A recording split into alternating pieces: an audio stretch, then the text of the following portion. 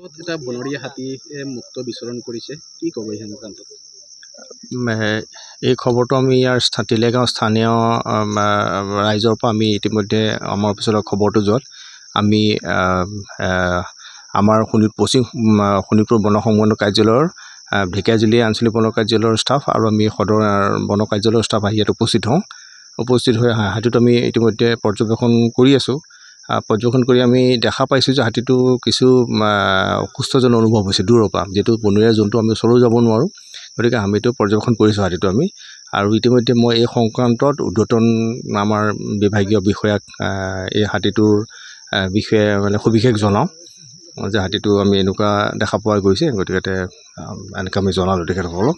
জনাৰ পিছত তেওঁ আকৌ কাজিৰঙাত আমাৰ যিহেতু ভেটেনেৰি ডক্টৰ টীম আছে আমাৰ, তাতে CRC চেণ্টাৰত তেওঁ খবৰ দিলে।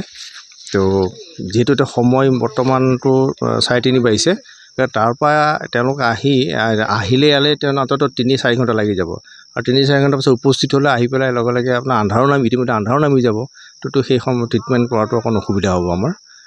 সেইকাৰণে আমি ভাবিছোঁ অহাকালি পুৱা হাতীটো আমি যি খবৰ পাওঁ আমি আহি পেলাই পুনৰ আকৌ তেনেকৈ ট্ৰিটমেণ্ট তেওঁলোকক খবৰ দিম, তেওঁলোকে আহি আকৌ ট্ৰিটমেণ্টৰ ব্যৱস্থা ল'ব আৰু তেনেকুৱা বুলি ভাবিছোঁ। হাতীটো যাতে জনবসতি অঞ্চলত ক্ষতি নকৰে তাৰ কাৰণে ব্যৱস্থা লোৱা হৈছে। নিশ্চয় আমি ব্যৱস্থা ল'ম।